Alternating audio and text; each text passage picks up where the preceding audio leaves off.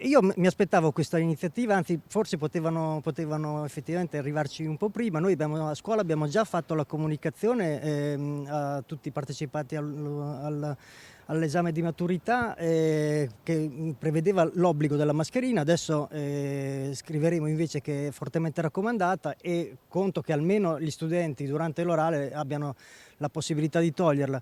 Fortemente raccomandata ma non obbligatoria, questa è la formula che sembra trovare d'accordo il mondo della scuola in vista degli esami di maturità e terza media. Dopo giorni di indecisioni, passi indietro e fughe in avanti, il governo ha tracciato la strada. Certo, resta una discrezionalità da governare e molto dipenderà anche dagli spazi effettivamente a disposizione. Il preside del liceo artistico Munari di Vittorio Veneto va nel concreto. Il fortemente raccomandata ovviamente pone la questione anche su una specie di accordo tra le persone presenti, cioè sicuramente ci saranno situazioni in cui tutti per loro sensibilità decideranno di tenerle, situazioni in cui forse anche per le condizioni ambientali, per esempio nel mio liceo artistico c'è una grande possibilità di areare i locali, sono ambienti molto grandi, sicuramente questa mascherina verrà tolta pur essendo raccomandata. Un cambio di rotta alla fine del terzo anno scolastico segnato dal Covid, picchi di contagio e relative quarantene, tamponi in classe e regole non sempre chiarissime. La massa di lavoro dedicata al Covid è stata enorme, in alcuni periodi praticamente quasi su 24 ore, perché